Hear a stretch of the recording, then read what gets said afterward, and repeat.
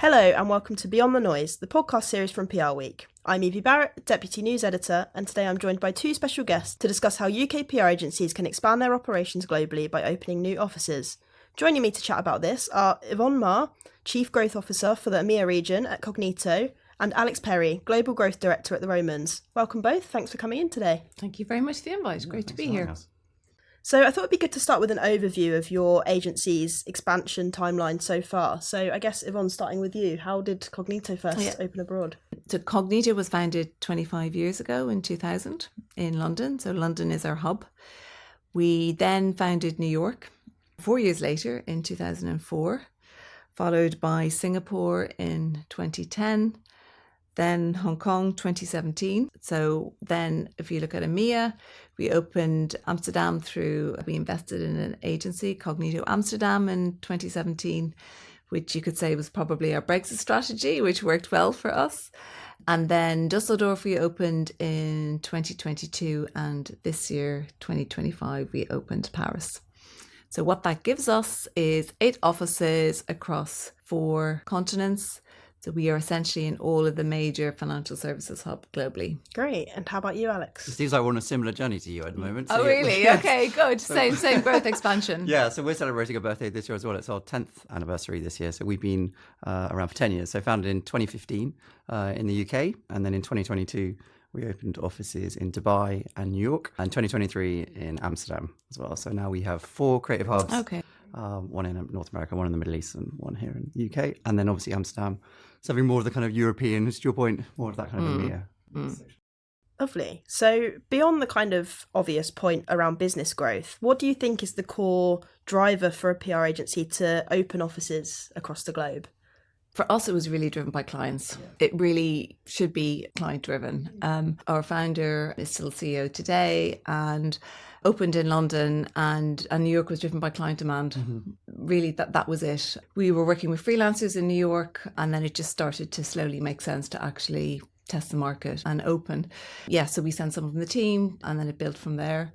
And then again, driven by client demand then was to open Asia. So I'd say firstly driven by client demand, and then also market opportunity, I think, as well. So they both feed off each other, I would say, in terms of international growth. Interesting. Would you agree, Alex? I would 100% agree. Yeah, definitely. Like for me, it's the 2 things. So it's the existing client requirement. So, they're screaming out for you in another market because they love working with you so much exactly. in the market you're currently in.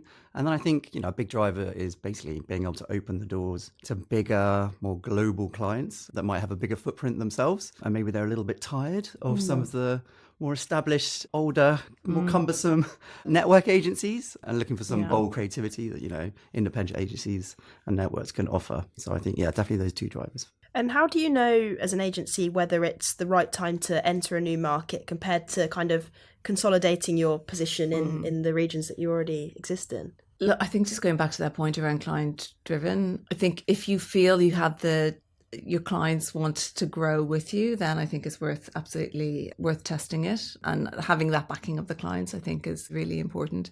And I would agree with you, Alex, 100%. I think growing internationally or entering new markets, I think that it's really interesting because not only do you have the global footprint and then the sort of on the ground market expertise, but for example, our team in Singapore or Hong Kong, they're able to feed back what's happening on the ground back into the network. So it's actually a 2-way flow conversation. So it was actually very important for our clients who work within financial services, or a lot of global clients. They need to understand the regulation or sort of what's happening in the local market. So we're able just to tap into that local market as well. So there's a huge amount of knowledge transfer. And also I think as well, you're able to follow global trends, which is a great value add to clients. Even if you're just working with them in 1 market or 2 markets, you're still able to feed that insight. And I think that's a real value add and really, really important today. It's tough, right? I'm not sure there's ever a perfect time to open another market. And I think actually part of it is trying to stay as strategically nimble and flexible as you can and see where the opportunity lies. I mean, ultimately, you're trying to find the perfect triangle, right? You kind of want an existing client who really, really wants you in that market, potentially some amazing talent, an amazing leader who really, really wants to lead your kind of ethos and culture and your your office in that market. Always helps to have some sort of logistical foundations as well. We're lucky we kind of share building space with Mother in several markets. And so, two of those will do. Good. But all three is the perfect thing. And I don't think there's a perfect time. It's when you feel it's the right time. When you feel it's the right time, I think you need that backing of the clients, and 100%. You need that kind of trust. And look, I think clients will back you as well. If they like working with you, if they know the team, they'll trust you. And what are your thoughts on kind of regional expansion, sort of opening more offices in the UK, for example, rather than globally? Do either of you have a base in the UK outside of London? Well, yes, we don't actually. But I tell you what, we gave Manchester, the tyres there a good kicking quite recently, actually. Okay. But decided it wasn't quite the time for us. Not to say we wouldn't go back again. And I think we also, it's a fun story, actually. We went to a pitch in Edinburgh within last year. To a very famous Scottish alcohol brand. And at the end of the pitch, as a kind of final hurrah, we offered to open up a Scottish agency there and then if they were to pick us. Wow. Yeah, really exciting. Unfortunately, they didn't pick us. And they went with someone else. So the dream lives on. So if there are any Scottish clients out there that fancy working with the Romans, we will open an office for you. But so not yet, but I think we do have ambitions. Amazing. We're really primarily focused on London. It's key financial services, fintech, tech hub for us. So we're good in London. Having said that, never say never, but I think there's plenty of opportunity and growth in London. I think one market that's in it is interesting, and obviously I will say it because my Irish accent is Dublin, and I actually have quite a lot of clients in Dublin who've got a lot of international roles. So actually, I think Ireland is growing in importance, and actually I think for, if you're looking as a global company to raise your profile globally, I think it's mainly out of recruiting talent, I think as well. I think it's important. And we do that, actually for a lot of our clients do have operations in Ireland. So, we do the Irish press as a natural extension. So we can do a lot from London, and if needs be, we can, we have a network and we can tap into that. And I do think regional PR is a skill in itself. You can't just assume that just because you work in the UK you can pick up the phone. It's obviously not like that at all, and obviously the role of influence and everything else. But I think for us in our sector, London is predominantly where our global clients want to be. Yeah, I mean, it's a really good point that you can have expertise elsewhere in a country without necessarily having an office there. I think kind of post-COVID has definitely shown that, people moving out but still working for businesses in those hubs. Yeah.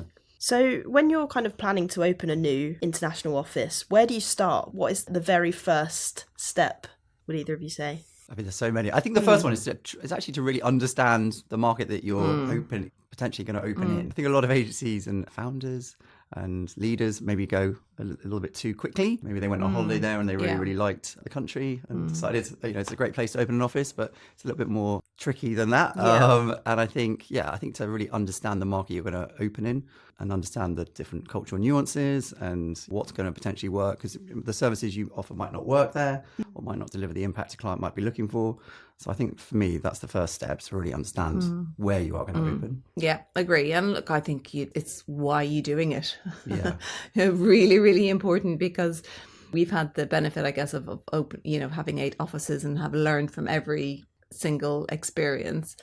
And, it can be a distraction. There can be opportunities in your market that you're not noticing, or you might have established offices already where you actually feel, where is the growth, and actually how can we drive that growth more, rather than, opening up a new office. But I think why are you doing it, first of all?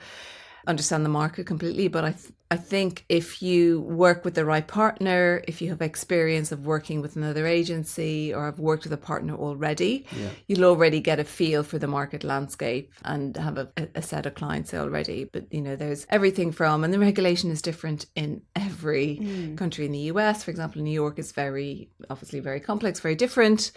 You do need that. You need to have that operational backing, I think, as well, of a finance, HR, all that. And you've got to look at the whole piece and the practicalities, actually, of setting up. And actually, you make such a good point with that, seeing the potential existing growth opportunities within your current market. Again, I think it's all about having the right headspace as well, and being able to know that if you're going to focus as a leader on opening up a new market, the kind of home base is going to be in really good hands as you're focused on that, because you might get really excited about Saudi money or the big lights of the US, but who's keeping the lights on back at home? It's really important to have a really, really good, talented existing leadership team in place to really keep that business going and afloat.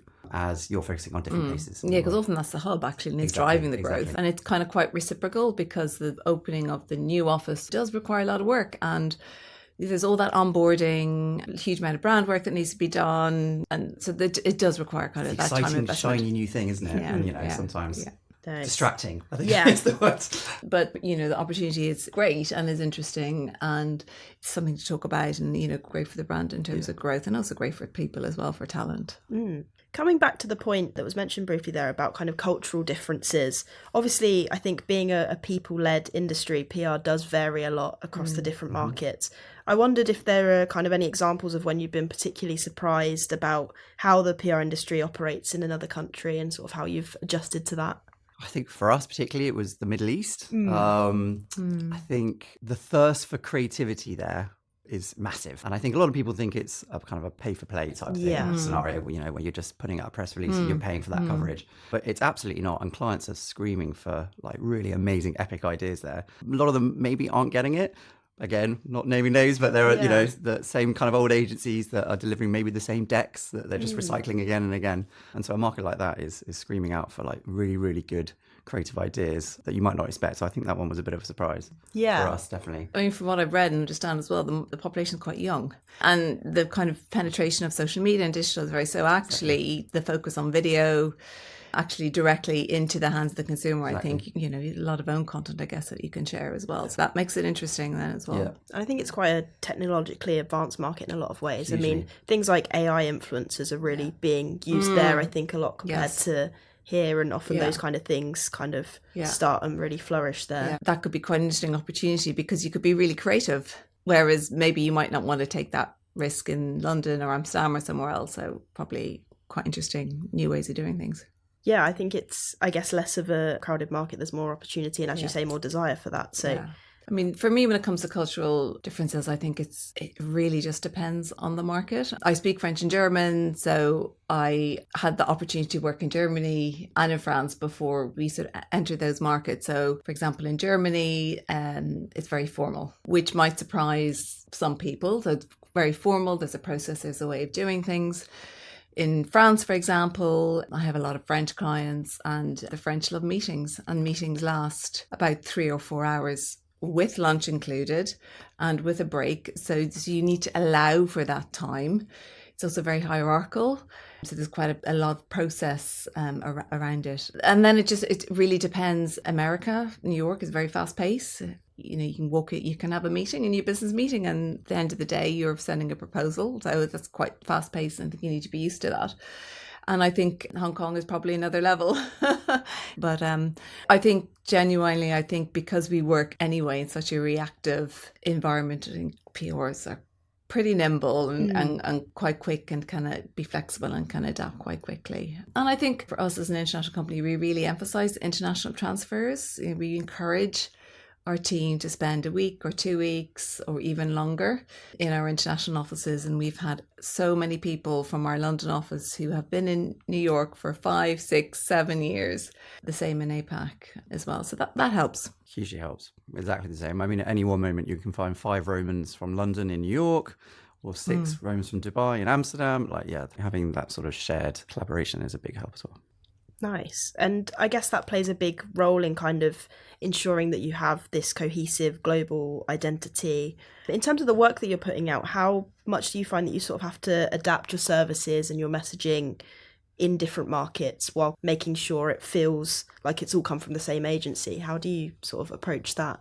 That, I think, it's all about coming from the same place and following the same process originally. So we're using the same processes and procedures when it comes to creating that work. A lot of the creative comes from a centralized hub, which is really helpful. Obviously, we have creatives in all the market, but having a central strategy team is a big help. So it kind of is born from one place. So a client, especially when you have a big global client that has offices and themselves markets all around the world, they want to be seeing some consistent frameworks in all of these markets. So I think it's about creating materials that look the same, that feel the same, obviously then adapted, and basically having a bit of freedom within the framework to kind of create those nuances market by market.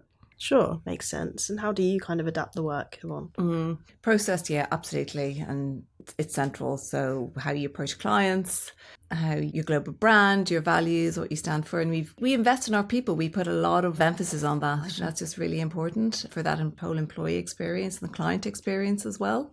Every 2 years, we host our biannual conference called Cognito. And it's fantastic. Everybody in the company, and I mean really everybody, all 100 of us from Sydney through to New York, Amsterdam, we all fly to one location. So last year we were in Lisbon. It's a 3-day conference. And there, we really look at future trends, what's happening.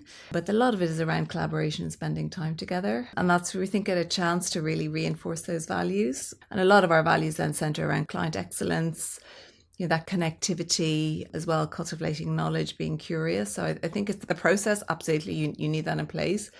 But a lot around the culture. And, and I have examples where I've got clients who, one client I remember last year said to me, it's amazing. She said, Yvonne, I speak to someone in the London office and I feel like I'm speaking to the same person in New York. I mean, the care and the time that you take with us is great. Obviously, we're all individuals and we're all different, but we have that sort of common culture and common values, which is important. Sure. And am I right in thinking that the Romans also has a yearly gathering, is it, where you all come together?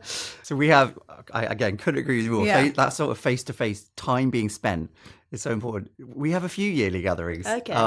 So every single market has its own gathering. The UK one is always at Soho Farmhouse. Yes. Very nice. We're getting bigger and bigger and bigger. And every year we keep saying they're not going to be able to fit us all in. but every year we somehow manage to fit in. And then actually this year, about 2 weeks ago, I just came back from our Global Leadership Summit.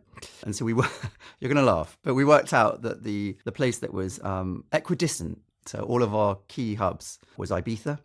And there's nothing that's going to bring you together more than raving in high or jumping off the back of a boat into the Mediterranean Sea. And actually, as we're recording this podcast right now, the UK leadership team are in a fleet of helicopters flying to Estelle Manor to spend some time together, to get to know each other. Because again, it's, that all might sound slightly crazy, but it's to essentially create bonds and create that kind of collaboration that you all essentially like to work with each other, trust each other. You can pick up the phone to a client leader in another market and sort something out really, really quickly without having to go through like too much rigmarole. So yeah, I think being friends is a big help. And that's what all of these do. Yeah, sounds like a very memorable way to do it as well. Yeah. So in terms of leadership, when you're kind of opening a new office, how do you approach either recruiting or bringing in leadership when you don't already have an established team in a certain market? Yvonne, maybe starting with you? I mean, I think as you probably would in any leader, I think it's someone who's experienced, who knows the market really well, who's commercially aware, I think is important too. Has a good knowledge base, understands the market, someone you can trust, someone you feel you can work with. I think, again, just emphasising that point, if you open up your contacts, who do you know? Do your due diligence. If it's someone you don't know, speak to someone else, find out. So, for example, Paris, when we were looking at France, Paris is headed up by François Ramager, someone who I've actually worked with for nearly 20 years. And I had that working relationship with him already. And he's very experienced working at global agencies and also setting up his own agency as well. So I think that's really, really important. I would also say as well that entrepreneurial mindset, because we're an independent agency, we are entrepreneurs. So that ability to try new things, I think, as well is really important. And also I think it's understanding what they want to get out of it. Germany, for example, which we acquired West End Media 2 years ago, we wanted a foothold in Germany, but equally as well, the team wanted more access to a bigger global agency. So I think it's a leader who understands the market, but also a leader, especially if it's a team, a leader who can bring his team with him, I think as well. His or her team with him is important. Alex, how do you approach finding new leadership in different markets? Well, I mean, if you're really lucky, and actually this has happened to us twice, a very talented person will come to you. So for 2 of our markets, we were really lucky in that happened. And they felt that they embodied the ethos and culture of the Romans, and they had full belief in themselves that they could open an office in that market. So did you already have intentions to open in those markets, or was it just them coming No, to that you? was Oh, like wow. that. Yeah, I mean, we kind of had a feel. But it wasn't like actively recruiting. And then, wow. exactly. So yeah, we were lucky. I mean, if you're in that fortunate position, that's amazing. Yeah. I mean, if you're not, ultimately what you're trying to find, someone who's hungry, to your point, entrepreneurial, someone who's collaborative, someone who's okay to roll with the punches, but is then going to jump back and motivate the team day in, day out. We're also fortunate enough, we work with a really good headhunter. I mean, if you can find a really good headhunter, that's amazing. So we work with a guy called Jamie Blackburn. I'm hoping if I say his name, I'm going to get a referral fee, fingers crossed. But he knows us inside out, knows what we're looking for when it comes to sort of leadership in markets. And so it's a big help to us. So if you can find that person who you trust with that mission, that's always a really good thing as well. Nice. And Yvonne, you mentioned that Cognito has entered a few markets via acquisition. So in terms of entering new markets via an acquisition of an existing business rather than building something from scratch, when's the right opportunity to do that? And is it a case of having an established relationship and building something from there? Yes, I would have the established relationship first. You need to know how they work. Do they have the same mentality when it comes to client service? Are they good to work with? Do they understand the sector? Do they understand the market? I really think it's fundamental. You have to test the relationship first before you dive into something, because I think that's where the biggest risk is and the biggest investment is. And so you've got to see whether it works over, I would say give it 12, 18, 2 years, because that's really the test, because we've all experienced different cycles. So you need to understand when times are good, how the partner works, and then also when times are tough, if they're kind of resilient and if they can stack up to that. I think then equally as well, you can hire someone in market, or you can send someone from the hub office to work in another market. But again, they just need to understand that. I think they need to understand the market as well. Has the Romans considered any international acquisitions? Acquisition's tough. It's tough because you're essentially trying to put your ethos and your culture on a company that probably might have a slightly different culture, to your point. And what sometimes tends to happen is, the leadership team of the place you're acquiring suddenly leaves, suddenly clears out, and you're left with a slightly shell-shocked staff base that maybe you wouldn't have hired in the process. And then, standards start dropping, you start losing clients, and you end up having to essentially rebuild it from the bottom up anyway. So I think our ethos is always to start from the bottom and build up rather than acquire. But I can totally see, if you're looking particularly for, I think we talked about it earlier, like a specific set of skills in a particular market. Talent's very important in that market. And so you want to acquire a business or an agency that really, really specializes in talent or SEO or social and influencer in that market to bolster an existing team. That I can understand. It's a tricky one. It's a big leap of faith, I imagine. Pivoting slightly, how have you found that having a global footprint impacts the new business process? I mean, presumably it's a benefit, but have you really felt that? This is a dream question for me. I am the architect and creator of our new business process, rolled out 2 years ago. So this is a particular passion point. It shouldn't affect the new business process at all, having a global footprint, essentially. If anything, it makes it better. The same, you even have to have more procedures, more processes and ways of working, so that the client and the teams essentially are all doing the same thing and expecting the same. So I think having the new business process is even more important when it comes to building a global footprint. I think that probably the only slight nuance and slight difference is how advanced your market is. So UK, as I mentioned, is 10 years old, and the team there, led by the brilliant Lucy McGettigan, has done an amazing job, essentially creating a pipeline that's now pretty 99% reactive. Very lucky position to be in. So kind of more filtering which opportunities are coming in. Whereas I'd say with our other markets, it's more of a like hustle culture, more startup, more entrepreneurial, bit more cold calling and shouting louder because you want it to be heard, because you'll be trying to get more established. And so like maybe the way you approach pipeline generation, slightly different when it comes to the process. Interesting. Yvonne, have you found that having different offices has much of an impact on your new business process? Absolutely. I think it has a huge impact. The opportunities to cross-sell and upsell, I think, are huge. And I think because we're 100 people globally, actually what we find is that we've got a lot of people in our London office who might be working on US clients in inverted commas, but actually I think we're kind of increasingly moving to a model where you can really work in different time zones. And I think the benefit of having offices right across the globe means we can do that follow the sun. So we can service clients in Singapore, then through to London, through to New York, and that works really well, especially if you're looking at crisis, for example. We can turn that on very quickly. But absolutely, we work for 70% of our clients. We work with them in 2 markets. So a client I worked with and won actually a couple of years ago in the UK, they're actually a US client. We built the trust in the UK. We started working with them in New York uncompetitive, and now we're working with them in Canada. So it's sort of just a very natural progression.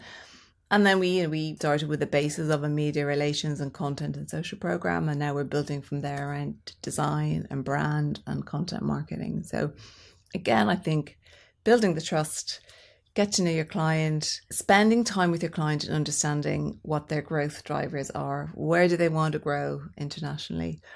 How can you help them grow? What are their business objectives? How can you reach their audiences? What are the services that they need? And I think if you have a good global client lead, will really understand that and will facilitate introductions then across the agency and introduce new talent. And that's important. I think when you have as well an international team, you're able to make introductions, and everyone across our team is specialists, whether that's in insurance or asset management or fintech or digital marketing. That's really refreshing because then they bring a different lens and a different perspective. I was going to ask actually on the point about being in different time zones, how much of a challenge you find that to be and how you sort of tackle it. I find it okay, actually. I really don't mind. I've got 2 kids. I'm a mom.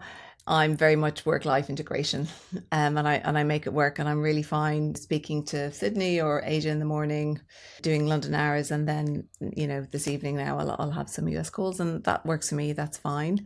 But again, I think it comes a bit from the collaboration. We know that we can pass off and actually hand over to the New York team, and they'll carry something through. So time zones are less of an issue, I would say, especially since COVID. Those barriers I think have disappeared, but obviously you need to have boundaries. That's really important. I think that's really important to establish your boundaries, but also I think clear communication and transparency on who's doing what and when, and deadlines. So it comes down to some good communication, good protocol, relationships is important. Which hopefully PR professionals should be good at on the communication point. Yes. How do you find it, Alex? Personally, again, I don't think time zones particularly affect me. I think of the Romans, time zones aren't a factor. It's just all about making people feel included and part of something bigger. And, I think there's loads of ways of doing that. Basic stuff like having a Slack channel that's global where you share all the team news, share all the kind of client news, share the dog news. Everyone is obsessed by each other's dogs everywhere in the world.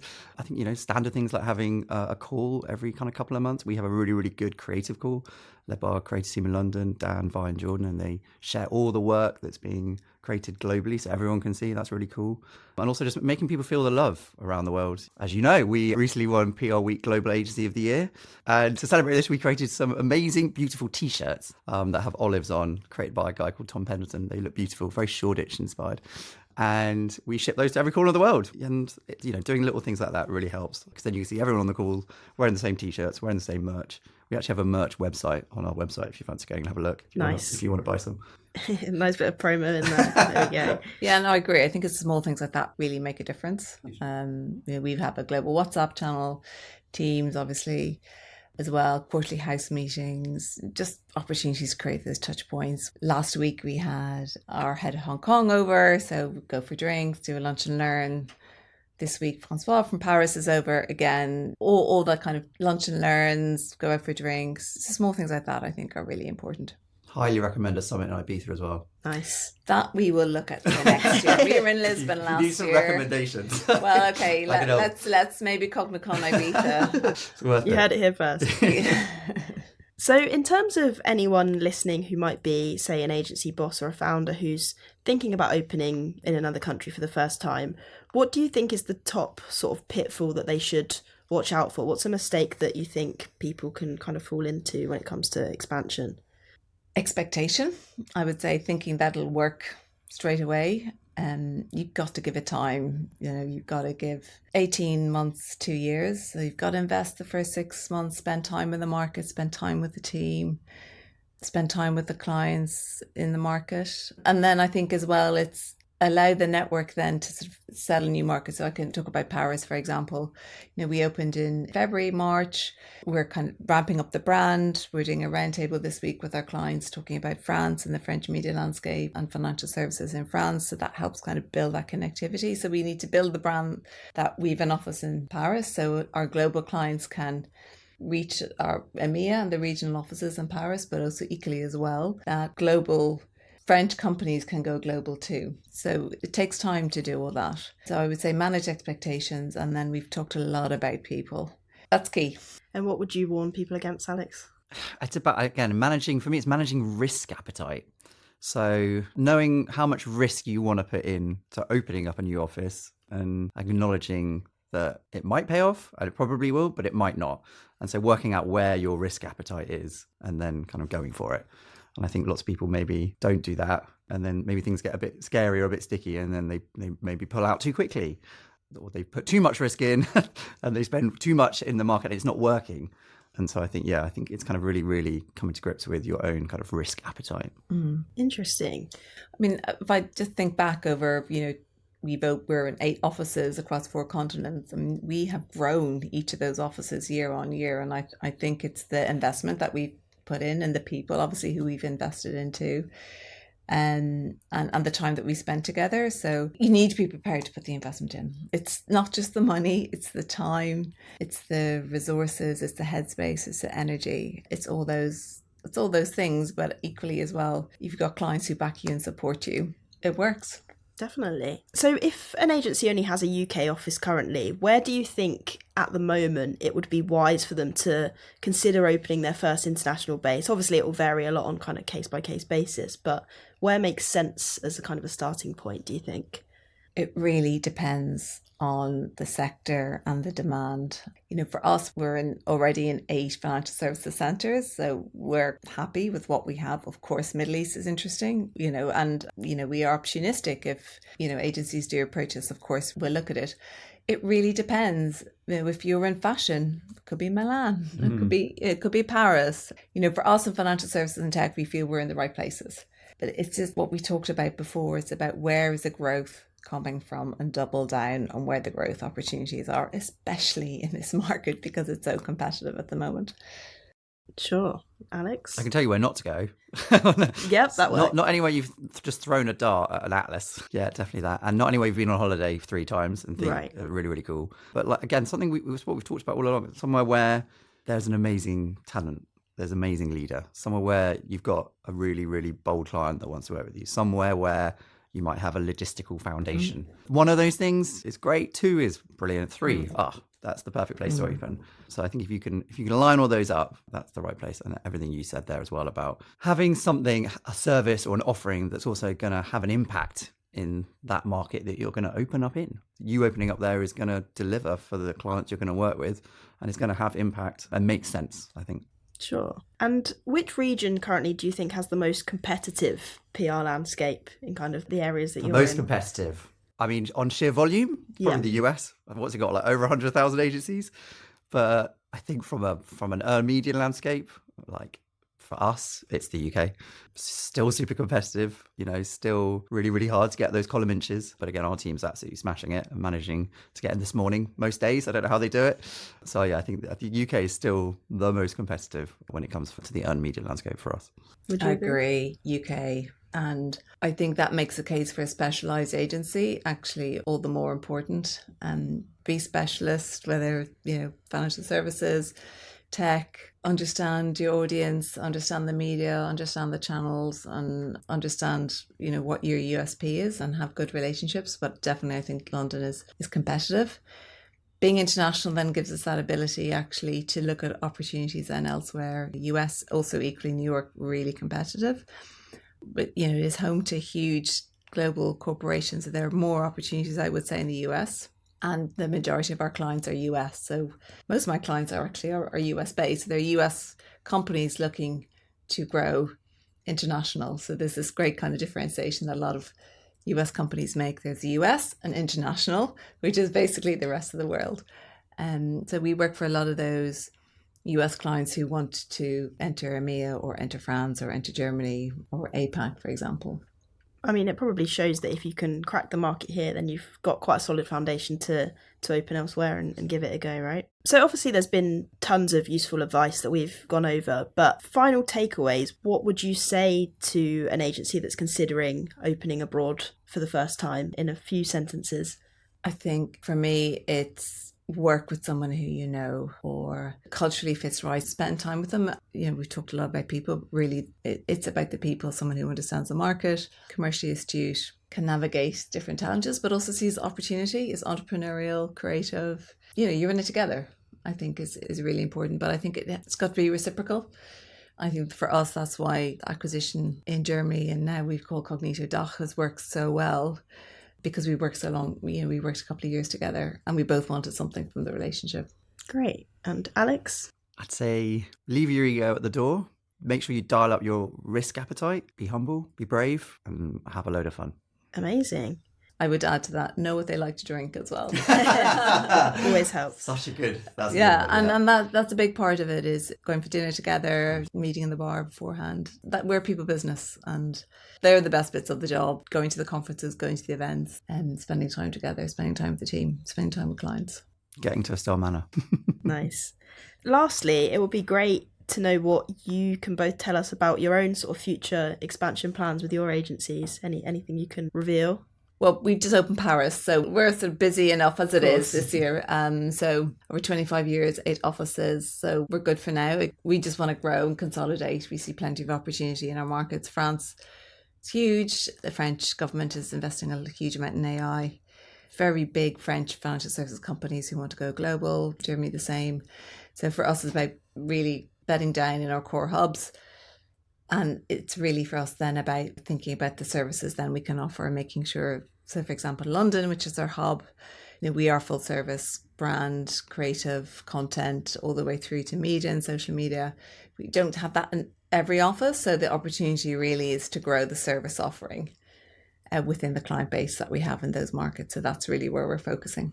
Makes sense. And Alex? Oh yeah, we've got loads of plans. I'm not going to tell you about any of them. No. So what? I mean, look, we're about 200 people globally at the moment. I think we have an ambition to be about 400 in a year's time. We've managed to double every year. So we'd love to keep doing that. You've probably seen on LinkedIn, if you've been snooping and savvy, that we want to give Berlin a really good shot. So that could be a really exciting opportunity for us in the not too distant future. I think we'd love to have a presence in Asia Pac. Singapore, I think, sounds like a very... Let's talk. We can introduce you to some people. Yeah, I mean, yeah. And I think that would really, really help. I mean, we've got clients that want to work with us there. And I suppose, look, my last shout out is, if you're an amazing PR leader in a market around the world and you want to open a Roma's office, look me up on LinkedIn. We'd love to talk. There we go. And hopefully stay tuned to PR Week for more news on all of those plans as they come to fruition. Unfortunately, that is all that we've got time for today, but I'd like to thank Yvonne and Alex once again for taking part in today's discussion. Thanks very much to you for listening, and until next time, goodbye.